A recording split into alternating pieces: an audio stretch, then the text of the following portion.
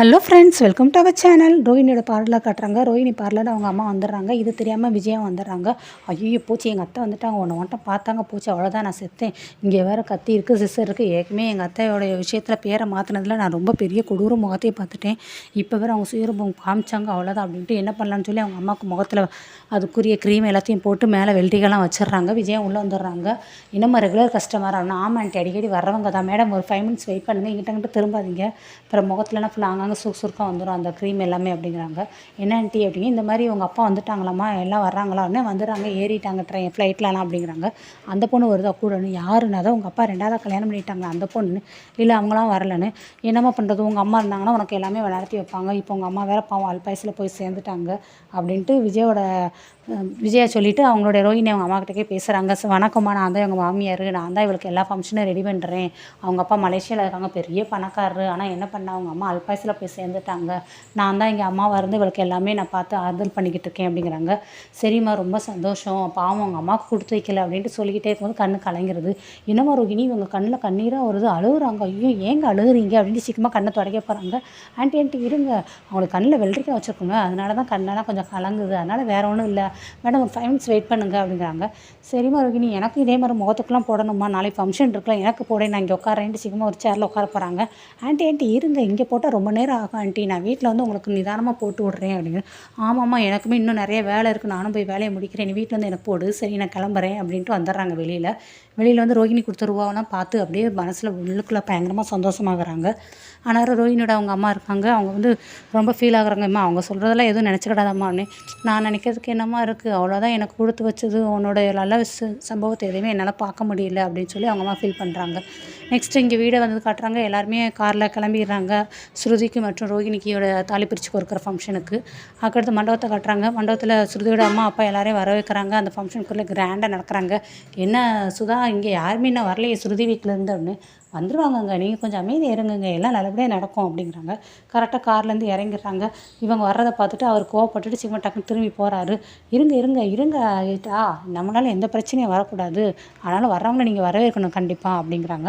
கரெக்டாக அண்ணாமலை ஏறி வரவும், என்ன அண்ணாமலை எப்படி இருக்க, வா அண்ணாமலை அப்படின்னு அவங்க அப்பா கூப்பிட்றாரு. சுருதியோட அப்பா எல்லோரும் பார்த்து அவரை அவமானமாக பேசுகிற மாதிரி எல்லோரும் பார்க்குறாங்க. அடுத்து அப்படியே மாற்றிடுறாங்க. சுருதி அவங்க அம்மா வந்து அவங்க தோளில் இப்படி இடிக்கவும், வாங்க அண்ணாமலை எப்படி இருக்கீங்க அப்படின்னு சொல்லவும் அப்படியே பேச்சை மாற்றிடுறாரு. வாங்க அப்படி இப்படி மரியாதையாக பேசுகிறாங்க. நல்லா இருக்கும்ன்ட்டு உள்ளே வந்துடுறாங்க. நீங்கள் இவ்வளோ பெரிய ஹால் புக் பண்ணது எனக்கு ரொம்ப சந்தோஷம், அதுவும் இல்லாமல் என் மருமக ரோஹினிக்கும் இங்கேயே ஃபங்க்ஷன் வச்சுக்கலாம்னு சொன்னதுக்கு ரொம்ப சந்தோஷம்னு. இதுலலாம் இருக்குது, அதோடு சேர்த்து இதே நடத்த போகிறீங்க அப்படின்னு சொல்லி அவங்க அப்பா மேனேஜ் பண்ணிடுறாரு. அதுக்கடுத்து ஸ்ருதியை வந்து வாமாலேன்னு சொல்லி ஹக் பண்ணுறாங்க. ரவியை ஹக் பண்ணுறாரு. எல்லோரும் உள்ளே வாங்குங்கிறாங்க. எல்லோரும் உள்ளே போய் ஃபோட்டோலாம் எடுக்கிறாங்க. ஆனால் ரோஹினியோட ஃப்ரெண்டு இருக்காங்க. வாடி, என்ன இப்போயே வந்துட்டியா அப்படின்னு. நான் அப்போதே வந்துட்டேன், நீ தான் லேட்டுன்னு சொல்லி ரோஹினி ஃப்ரெண்டு பேசுகிறாங்க. எல்லாம் ஓகே தானே, எல்லாமே கரெக்டாக பக்காவாக நடக்கும் பாரு உனக்கு அப்படிங்கிறாங்க. நெக்ஸ்ட் இங்கே முத்துவையும் மீனாவையும் காட்டுறாங்க. காரெலாம் நிப்பாட்டிடுறாங்க. செல்வம் வந்துட்டு டே வரேன்ட்டேன், நான் ஒரு 2 மணி நேரம் கழிச்சு வரட்டுமா திருப்பி அப்படிங்கிறாங்க. ஒரு பொண்ணுக்கே 1/2 நாள் ஆகுண்டா, இது 2 பொண்ணுக்கு கண்டிப்பாக நைட் ஆயிரும் பாரு அப்படிங்கிறாங்க. ஏங்க உங்கள் வாய்ஸ்ட்டு சும்மா இருக்க மாட்டிங்களா அப்படின்னு மீனா கேட்கவும், நான் என்னமா சொன்னேன், உலகம் நடக்கிறதானே சொன்னேன் அப்படிங்கிறாங்க. சரி, இப்போ உங்கள் காரை வந்து பார்க் பண்ணிட்டீங்களா, ஆமான்னு. நான் வெயிட் பண்ணுறேன், நானும் நீ வந்ததுக்கப்புறம் போகிறேன் அப்படிங்கிறாங்க. சரி வெயிட் பண்ணு, நான் வந்துடுறேன் அப்படின்ட்டு காரை பார்க் பண்ணிட்டு வந்துடுறாங்க. காரை ஆஃப் பண்ணிட்டு தானே வந்தீங்கன்னு. ஆமான்னு. இனிமேல் காரை எப்போ ஆன் பண்ணுவீங்கன்னு. அடுத்து நம்ம கிளம்பும் போது தான் அதே மாதிரி தான் உங்கள் வாயும், சரியா, இப்போ ஆஃப் பண்ணி நல்லா மூடி வச்சுருங்க, நம்ம கிளம்பும்போது அதுக்கப்புறம் உங்கள் வாயை ஓப்பன் பண்ணிக்கோங்க அப்படிங்கிறாங்க. இருந்தாலும் உனக்கு லக்கல் ஓவர் மீனா அப்படிங்கிறாங்க. ஆனால் கரெக்டாக மாடியில் ஏறி வராங்க. இவங்க மெதுவாக போங்க அப்படின்னு மீனா சொல்லவும் கரெக்டாக அதை சுருதி அப்பா அம்மா பார்த்துட்றாங்க. இவர் நிற்கிறது அப்படியே 2 பேரும் மேலே ஏறி நின்று அப்படியே கெத்தாக பார்க்குறாங்க.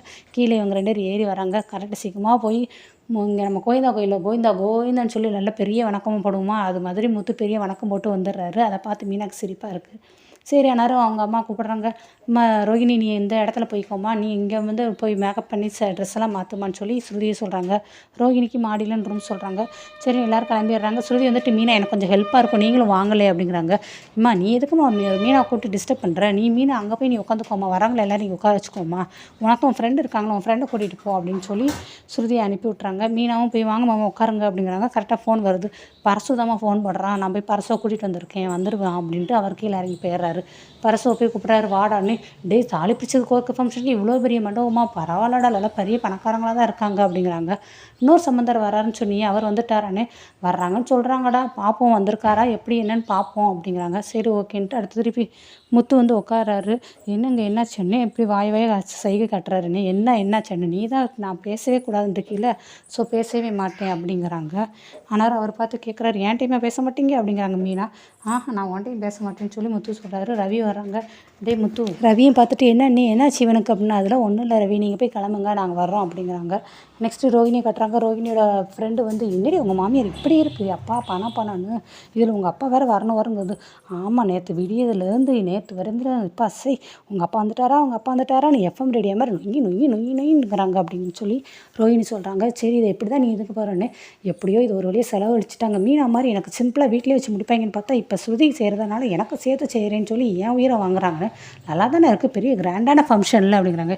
என்னத்த கிராண்டா, இன்னும் உங்கள் அப்பா நடத்து அது இதுன்னு சொல்லி அதுக்காக உங்கள் செலவழிக்க இப்போ நான் தானே அமௌண்ட்டுக்கு உட்காந்து செலவழிச்சிட்டு இருக்கணும் அப்படின்னு சொல்லிட்டு இருக்காங்க. கரெக்டாக அவங்க விஜய் வந்து தலை தட்டிடுறாங்க. இந்த உன் எஃப்எம் ரேடியோ வந்துருச்சுல அப்படிங்கிறாங்க. ஐயோ பேசாமல் வாய் மூடிட்டு போய் கதவை திறந்துடுறாங்க வாங்க அப்படின்ட்டு. என்னமோ ரோகிணி இன்னும் ரெடியாகாமல் இருக்குது, அங்கே ஸ்ருதிக்கு பாதி மேக்கப் வரைக்கும் முடிஞ்சிச்சுமா, நீ இன்னும் ரெடி ஆகலைன்னு. நானும் மேக்கப்பில் முடிச்சிட்டேன் டி, சாரி மட்டும்தான் அப்படிங்கிறாங்க. பக்கத்தில் பார்வதியும் இருக்காங்க. சாரி மாத்திரக்கே ரொம்ப டைம் ஆகும்லம்மா, சீக்கிரமாக டைம் எடுக்காமல் மாற்றிட்டு வாமா நேரமாச்சு அப்படிங்கிறாங்க. இந்த ஆண்டி ஒன்று. சரி சம்மந்தி வந்துட்டாரா அப்படிங்கிறாங்க. சம்மந்தி தான் கீழே இருக்காரு அப்படின்னு சொல்லி பார்வதி சொல்லுவாள். ஐயோ நான் அவரை சொல்லலை, ரோஹிணியோட அப்பாவை சொல்கிறேன் அப்படிங்கிறாங்க. ஆண்டி இப்போ வந்துடுவாங்க, நான் அப்போதே மெசேஜ் பண்ணிட்டேன், லொக்கேஷன் கொண்டு அனுப்பிட்டாவா அப்படின்னு சொல்லி ஃப்ரெண்டுன்னு சொல்கிறாங்க.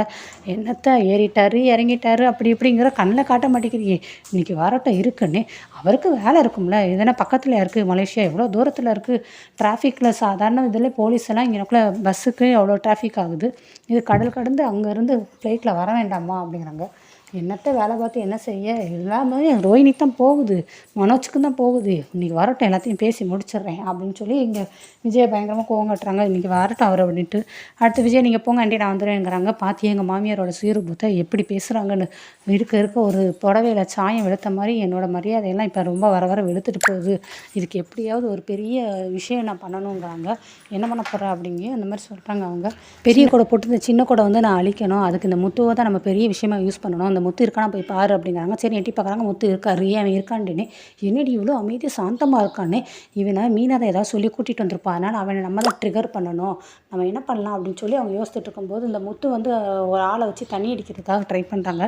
நீ சொன்ன ஆள்லாம் வந்துட்டான்லாம் கரெக்டாக பண்ணிடுவானே, கண்டிப்பாக வருவான், முத்துட்ட நல்லா பேசி முத்து தண்ணி அடிக்க வச்சுருவான், அது போதும்லனே, அது போதும், அவன் தண்ணி அடிச்சக்கப்புறம் தான் அவன் நல்லா கரெக்டான மனுஷனை மாறுவான், அவன் என்ன செய்கிறான்னு அவனுக்கே தெரியாது, அப்படிப்பட்ட சமயத்தில் தானே என்னையே அவன் அரைஞ்சிட்டியான், ஸோ கண்டிப்பாக முத்து தண்ணி அடிக்கணும், அந்த மண்டபத்தில் கலாட்டாவே பண்ணணும், என்னோடய பிரச்சனை அப்படியே மறக்கணும் அப்படின்னு சொல்லி இவங்க இங்கே பிளான் பண்ணுறாங்க. அடுத்து அங்கே இருந்துட்டு ரோஹிணி ஸ்ருதியோட அப்பா அம்மா அவங்க எட்டி பார்க்குறாங்க. முத்து என்ன சொல்லலாம் ஏது சொல்லலாம், எப்படி வந்து அவனை வந்து பிரச்சனையை கைப்படலாம் அப்படின்னு சொல்லி அங்கிட்டு இருக்காங்க. ஸோ முத்துவால் என்ன நடக்க போகுது ஏது நடக்க போகுது அப்படிங்கிறத நம்ம பொறுத்திருந்து பார்ப்போம்.